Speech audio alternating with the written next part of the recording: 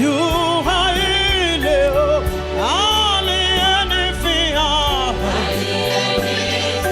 aliyenifia mwana, aliyenifia Yesu, mwana wa Mungu anaishi, aliyenifia mimi, aliyekataliwa, aliyenifia mwana.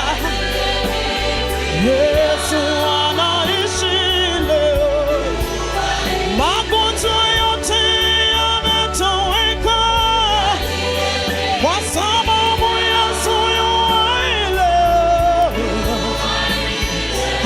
aliyenifia mwana.